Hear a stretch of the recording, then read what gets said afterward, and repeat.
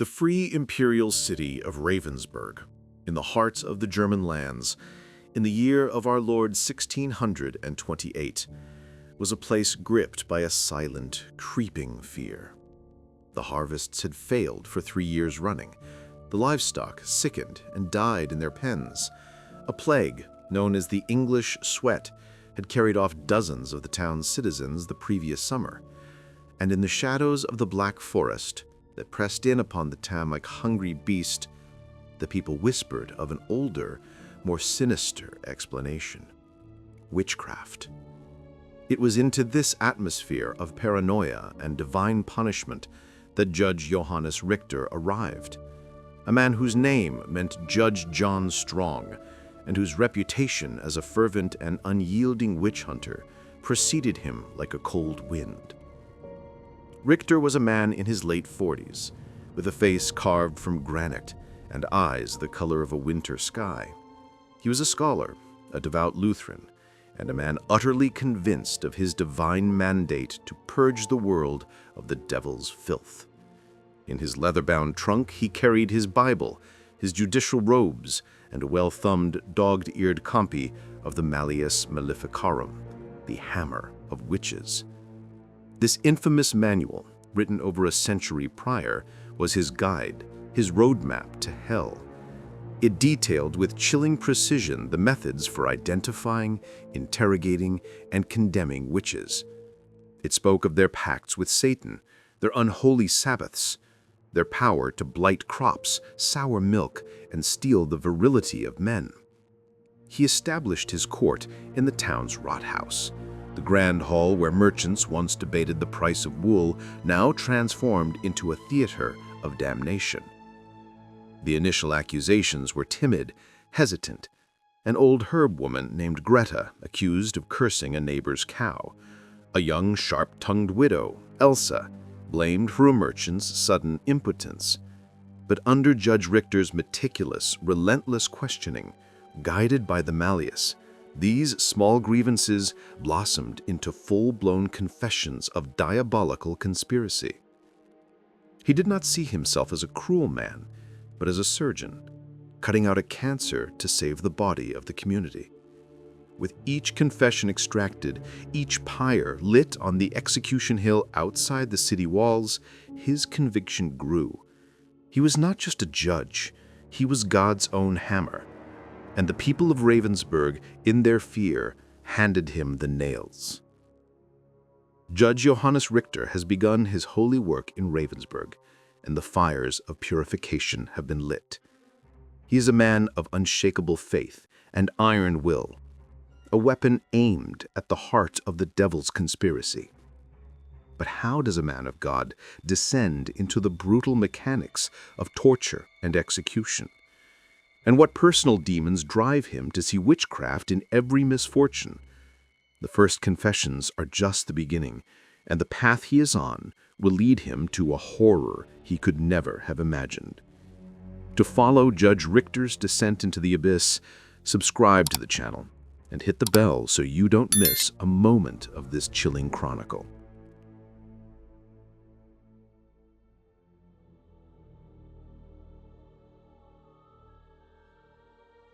The process became a grim, efficient ritual. An accusation, often born of petty jealousy, a disputed debt, or simple misfortune, would be brought before Judge Richter. He would then apply the principles of the Malleus Maleficarum with the cold precision of an engineer. The suspected witch would be brought before him, stripped and shaved of all body hair, so that the devil's marks, insensible patches of skin where Satan had supposedly branded his followers, could be sought with long, sharp pins. The swimming test was another favorite. The accused, bound hand and foot, was thrown into a deep pond. If she sank and drowned, she was innocent. If she floated, the water, God's pure creation, had rejected her, proving her guilt. For those who resisted these ordeals, or whose confessions were deemed insufficiently detailed, there was the torture chamber in the Rathaus's cellar. Richter presided over these sessions not with sadistic glee, but with a detached theological fervor. He believed that the body was the prison of a soul already in league with Satan. To torture the flesh was to liberate the truth, to save the soul through the purifying fire of pain. The thumb screws, the rack, the leg screws, these were not instruments of punishment, but of divine inquiry. He recorded every scream, every whispered name of a supposed accomplice, every detailed description of the witch's Sabbath in his ledger. The confessions were always the same: a midnight flight, a demonic lover, a pact signed in blood, a desecration of the holy sacraments. By the end of his second year in Ravensburg, the tally in his ledger had reached 100. 100 souls, almost all of them women, had been sent to the stake. The execution hill was a perpetually blackened scar on the landscape. The smell of wood smoke and charred flesh was a permanent feature of the air. Richter's name was spoken with a mixture of awe and terror. He received letters of commendation from princes and bishops. He was the bulwark against the darkness. He slept soundly at night, his conscience clear, his work sanctified by scripture and law. He had become the living embodiment of the Malleus Maleficarum, a thinking, reasoning machine for the production of guilt and the administration of holy death. He did not see the fear in the eyes of the townspeople when he passed. He saw only gratitude. Judge Richter's crusade has consumed 100 lives, and his fervor only grows. The town of Ravensburg lives in a state of suspended terror, where a misplaced word or a neighbor's grudge can lead to the stake. But the judge's own household is not immune to the tensions tearing the community apart. His daughter Annabelle, a girl on the cusp of womanhood, watches her father's work with growing horror. How does the daughter of a witch hunter view the world her father is creating? And what happens when her innocent compassion is mistaken for something far more sinister? The shadow of the pyre is about to fall on the judge's own door. To witness the first crack in Judge Richter's iron certainty, subscribe to the channel and hit the bell for the next chapter.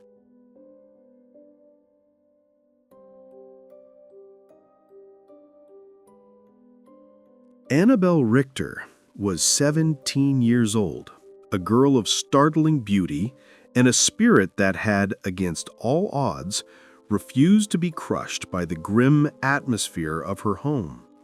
She had her father's piercing blue eyes, but where his were cold and judgmental, hers were filled with a deep, empathetic light. She had been raised on scripture and piety, but she had also secretly devoured the romantic poetry and classical philosophy her late mother had left behind. She saw the world not as a battlefield between God and Satan, but as a complex, beautiful, and often tragic creation. She could not comprehend the transformation in her father. The man who had once sung her to sleep and taught her to read was now a distant, terrifying figure who spoke only of sin and demons. From her window, she could see the smoke from the execution pyres, and the sound of the crowds on burning days filled her with a nausea she could not quell. She began to secretly aid the families of the accused, bringing food to children left orphaned, offering quiet words of comfort to husbands left bereft. She saw the victims not as witches, but as frightened, broken people. The old, the lonely, the mentally ill, the strong-willed women who did not fit into the narrow confines of their society. One afternoon, she confronted her father in his study, the air thick with the smell of old leather and ink. "Father," she pleaded, her voice trembling, "the woman they burned yesterday, Marta, she was simple-minded. She confessed to flying on a goat because she was terrified. How can this be God's work?" Judge Richter looked up from his ledger, his expression one of pained disappointment. "You see with a child's eyes, Annabelle. The devil preys on the weak-minded." Her confession, though coerced by fear, revealed a deeper truth. Do not let your soft heart blind you to the spiritual war raging around us. These are not people, they are vessels for evil." "They are people, Father," she cried, a tear tracing a path down her cheek. "You are killing them." That was the first time he struck her, a sharp, open-handed blow across her face. The shock was more profound than the pain. "You will not speak heresy in this house," he said, his voice low and dangerous. "You are my daughter. You will be silent." In that moment, Annabel saw not her father, but the judge, and she understood that her love for him was now a dangerous liability.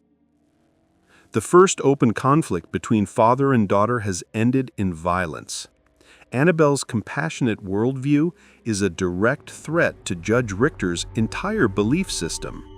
He sees her defiance not as the moral courage of a young woman, but a vulnerability that the devil could exploit.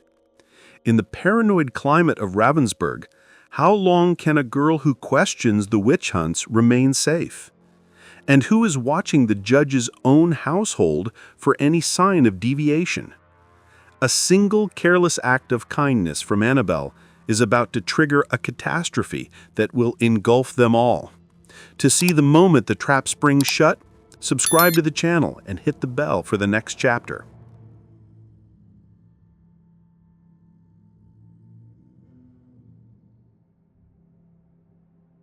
The catalyst was a boy named Lucas, the 10-year-old son of a woman named Helga, who had been arrested on charges of witchcraft. The boy was starving, shunned by the community, and near death from a fever. Driven by pity, Annabel took him a basket of bread and cheese from her own kitchen and nursed him through the worst of his illness in the abandoned stable where he was hiding. She was seen by a neighbor, a pious and envious woman named Frau Huber, who had long disapproved of the judge's worldly daughter and her independent ways. The accusation, when it came, was delivered not in a shout, but in a hushed, solemn whisper in Judge Richter's court. Frau Huber, under oath, claimed she had witnessed Annabel Richter consorting with the son of a known witch, performing strange healing rites over him and whispering incantations. She testified that the boy's fever broke, not through natural means, but through dark magic. She pointed to Annabel's uncommon beauty, her sharp intellect, her refusal to marry any of the suitors her father had chosen, all classic signs, according to the Malleus Maleficarum, of a witch's pride and independence. Judge Richter initially dismissed the claim as absurd, but the seed of doubt had been planted in a mind perfectly prepared to cultivate it. He looked at his daughter and saw, for the first time, not his child, but a collection of symptoms. Her defiance was not youthful spirit, but demonic rebellion. Her compassion for the accused was not Christian charity, but sympathy for her own kind. Her intelligence was not a gift from God, but a tool of Satan to deceive and manipulate. The logic of the Malleus was a trap that now ensnared his own mind. He could not show favoritism. To spare his own daughter would be to admit that his entire life's work, the 200 condemnations he had overseen, were built on a flawed premise. His faith, his identity, his very sanity depended on the absolute consistency of his terror. He had no choice. With a heart that had turned to stone, he ordered his own daughter arrested and charged with witchcraft. The unthinkable has happened. Judge Johannes Richter, the hammer of witches, has accused his own daughter. The town is stunned into a horrified silence. Annabel is thrown into the same damp cell where so many others had awaited their fate. How does a father reconcile his love for his child with his fanatical belief? And how does Annabel, who knows the brutal machinery of her father's court better than anyone, face the certainty of her own condemnation? The final tragic act of this drama is about to begin as the judge prepares to subject his own flesh and blood to the same ordeal he inflicted on 200 others. To witness the ultimate perversion of justice, subscribe to the channel and hit the bell for the next chapter.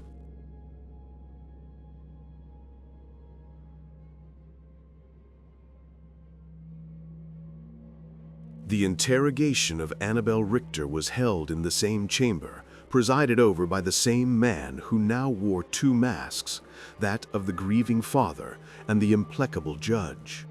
He hoped, he prayed that she would confess, repent, and beg for forgiveness. He could then, perhaps, commute her sentence to life imprisonment in a convent, a secret mercy that would not wholly undermine his authority. But Annabel, sitting in the accused's chair, her hands bound, met his gaze with a terrifying calm.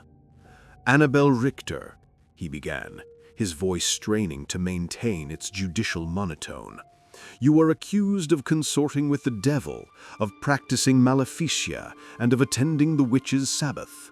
How do you plead?" She looked at him, her eyes clear and unwavering. "I am innocent, Father." "You will address me as your honor in this court," he snapped. "The witness, Frau Huber, has testified to your actions. You were seen healing the boy Lucas with witchcraft." "I healed him with broth and cool cloths, the same way Mother healed me when I had a fever. Was she a witch too?" "Do not speak of your mother," he roared, his composure cracking. "The devil twists your tongue. Confess your sins, child. Renounce your master, and God may yet show mercy to your soul." "I have no master but God, and my only sin is that I loved a father who ceased to exist 2 years ago when he lit his first fire." Her words were like a physical blow. He ordered the court cleared. When they were alone, he descended from the bench and knelt before her, his voice a desperate whisper. "Annabel, please, for the love I bore you as a child, confess. Admit to a small thing, a moment of weakness. I can save you from the fire. I can place you in a holy house. Do you not understand? I am trying to save you." She looked at the man who was both her father and her executioner, and for the first time tears filled her eyes. But they were not tears of fear. They were tears of pity. "You cannot save me, Father," she whispered. "You condemned me the day you stopped seeing people and started seeing witches. I will not confess to a lie. I will not give your madness my blessing." Her refusal to play her part in his divine drama was, in his eyes, the final proof of her damnation. The father in him died in that moment, and only the judge remained. He stood up, his face a mask of cold fury. "Then you leave me no choice. The law is clear, the evidence is plain. You have hardened your heart against God."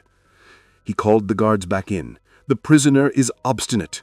She is remanded to the custody of the torturer, so that the truth may be squeezed from her, as is standard procedure."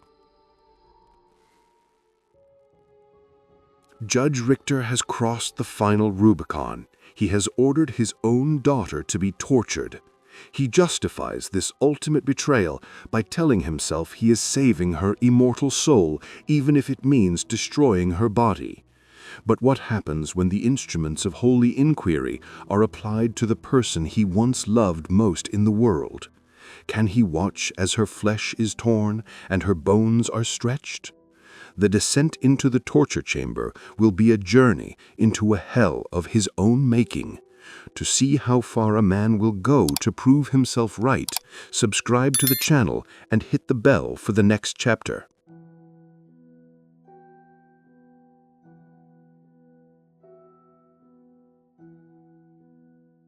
The descent into the stone-flagged cellar beneath the Rathaus was a descent into a sensory nightmare.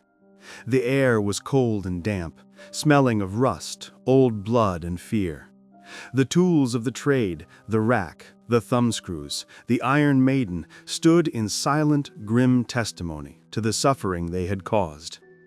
Judge Richter took his usual seat in the corner, his ledger open on his lap, his quill poised. He had to be present. He had to record the confession. He had to witness the triumph of God's truth. Annabel was tied to the rack. Her eyes were wide with terror, but she did not look at the torturer. She kept her gaze fixed on her father. The torturer, a hulking, silent man named Klaus, looked to the judge for the order. Richter gave a curt nod. The wheel began to turn. The ropes tightened. A low moan escaped Annabel's lips as her joints were slowly, inexorably stretched. "Confess, Annabel," Richter said, his voice echoing strangely in the chamber.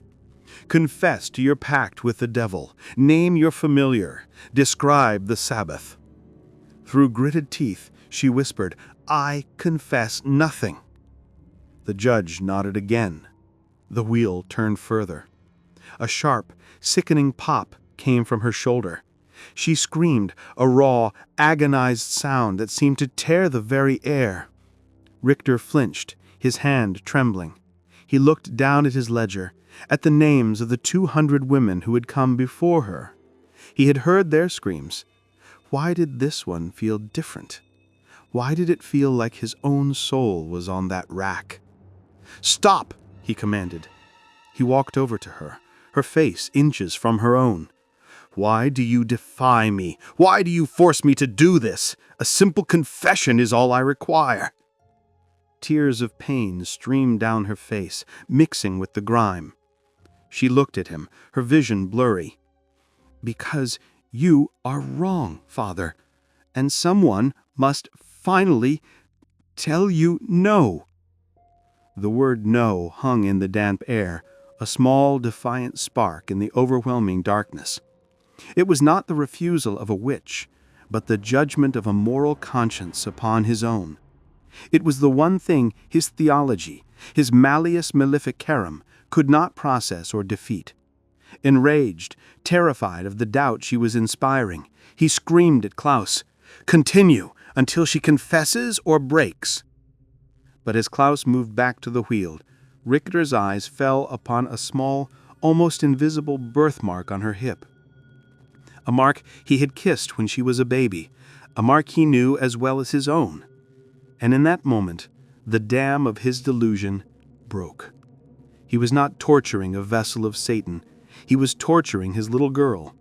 He was not saving her soul. He was destroying her body in the name of a monstrous lie.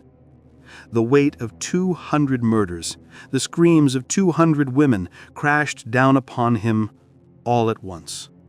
The world swam before his eyes. He stumbled back, vomiting onto the stone floor. The ledger, the record of his holy work, fell from his hands and splattered in the filth. In the depths of the torture chamber, Judge Richter has had a moment of horrific clarity. The abstract witch has been replaced by the concrete reality of his broken daughter. His entire world, built on the foundation of the Malleus Maleficarum, has collapsed into ruin. But what does a man do when he realizes he has become a monster? Is it too late for redemption? And with the entire town expecting a condemnation, how can he possibly stop the machine he himself set in motion? The judge now faces a trial of his own, to see if any humanity remains beneath the robes of the fanatic. Subscribe to the channel and hit the bell for the next chapter.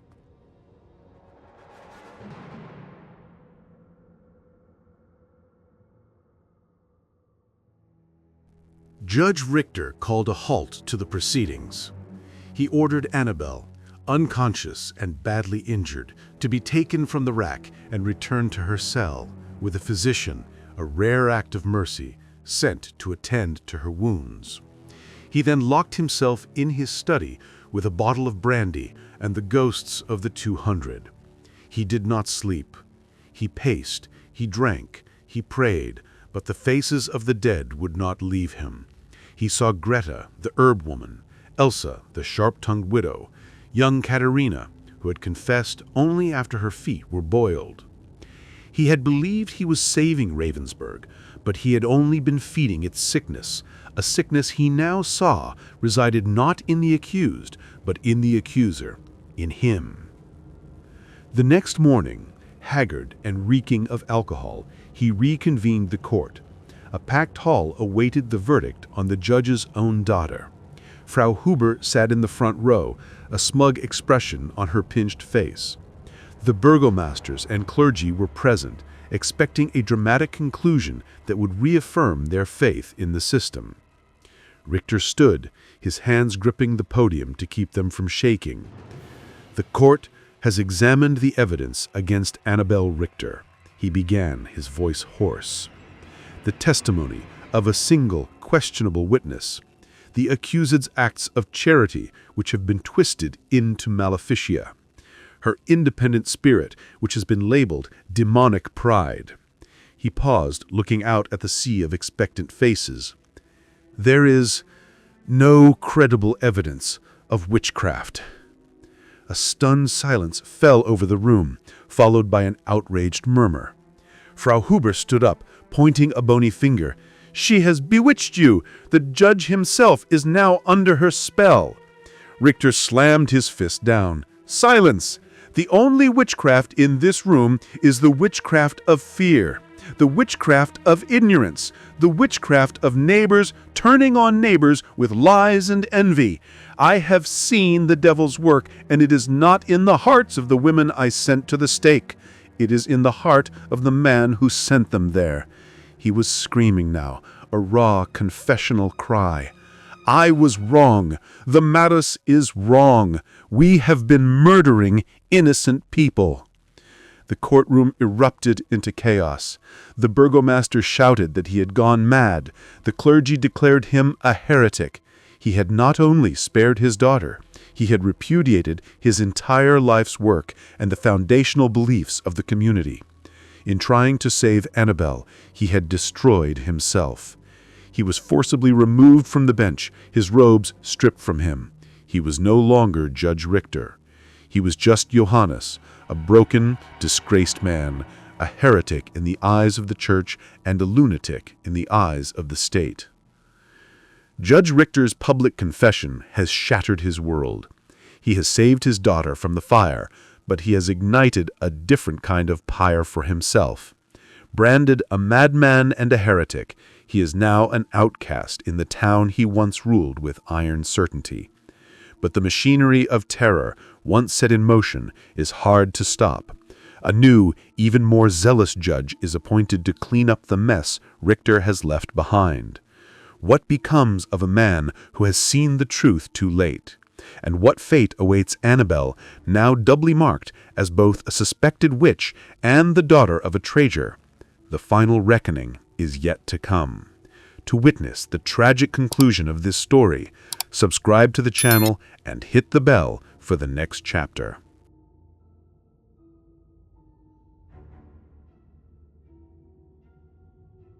The new judge, appointed by the alarmed Prince Bishop, was a man named Vogel, a bird of prey. Where Richter had been cold and methodical, Vogel was fiery and fanatical, seeing Satan's hand in every shadow, especially in the weakness of his predecessor. His first act was to formally charge Johannes Richter with heresy and consorting with demons, citing his protection of his witch daughter as primary evidence. Richter was thrown into the same prison that had held Annabel. Annabel, though physically broken, was released for lack of evidence, but she was now a pariah, homeless and destitute.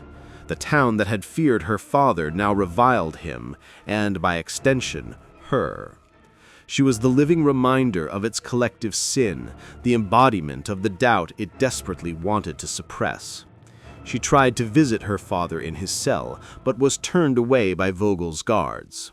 She could only watch from a distance as Vogel's reign of terror began, a reign that made her father's seem almost moderate by comparison. The accusations flew faster, the tortures were more severe, the confessions more fantastical. The pyres burned almost daily. In his cold, dark cell, Johannes could hear the screams from the torture chamber and the roar of the crowds on execution days. It was his own hell, personally designed by his own hand. He had built this machine, and now it was grinding on without him, more efficient and brutal than ever. He spent his days in prayer, but not to the god of the Malleus Maleficarum. He prayed to a God of mercy, begging for forgiveness for the 201 souls he had destroyed, the 200 who were dead, and the one, his daughter, who was left to live in the ruined world he had created. He was now the accused, facing the same system he had perfected. The irony was a torture worse than any the rack could provide. The wheel of persecution has turned, and Judge Richter is now the prisoner. His successor, Vogel, is using the very laws and procedures Richter established to condemn him. The student has surpassed the master in fanaticism. As Richter awaits his own trial for heresy, he is forced to confront the full horrifying legacy of his life's work. But is there any chance for atonement? Or is his fate sealed by the very doctrines he once championed? The final judgment on the judge is at hand. To see how the story of Johannes and Annabel Richter reaches its inevitable end, subscribe to the channel and hit the bell for the next chapter.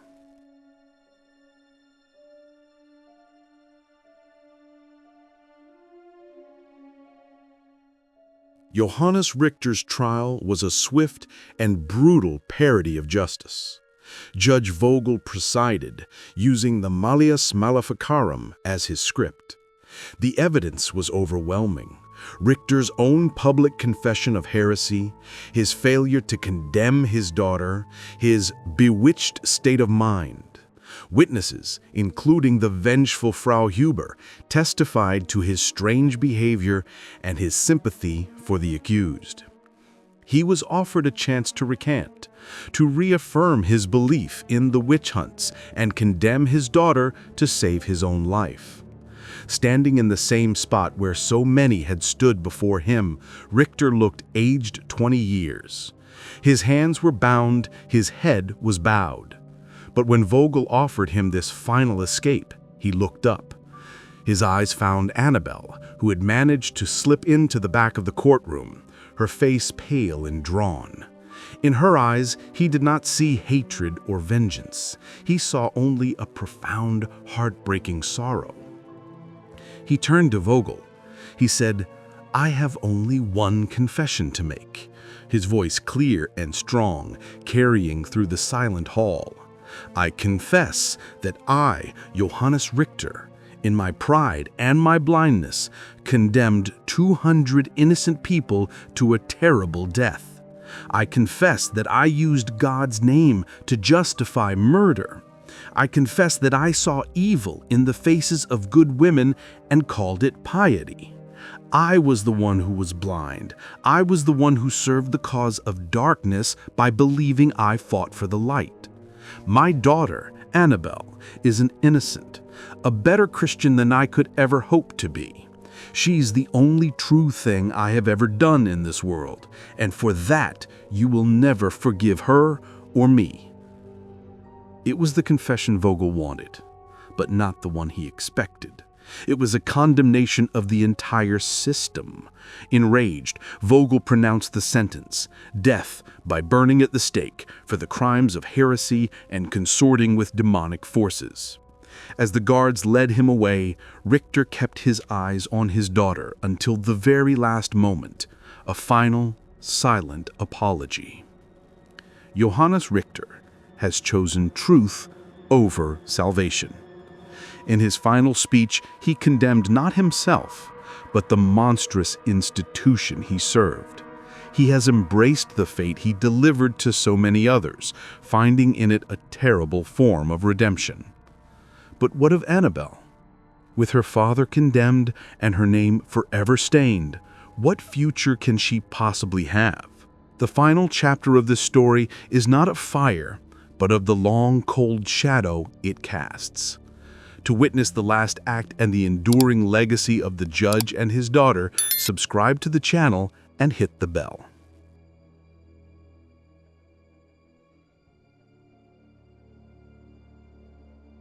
Johannes Richter was burned on the same hill where his 200 victims had died. The crowd was smaller than for the others, the atmosphere more somber and confused. There were no cheers, only a bewildered silence. He did not cry out or recant. He went to his death with his eyes open, staring at the sky, finally free of the demons that had haunted him. His was the 201st pyre. Annabel watched from a distant hill, hidden among the trees. She did not stay to see the end. She turned her back on Ravensburg forever that day. She disappeared into the vastness of a war-torn Europe, her story lost to official history. Some say she became a nun in a distant convent, praying for the souls of the dead. Others whispered she joined a traveling group of players, acting out tragedies to exorcise her own. Wherever she went, she carried the weight of her father's story, a cautionary tale of how easily faith can curdle into fanaticism, and how love can be sacrificed on the altar of certainty.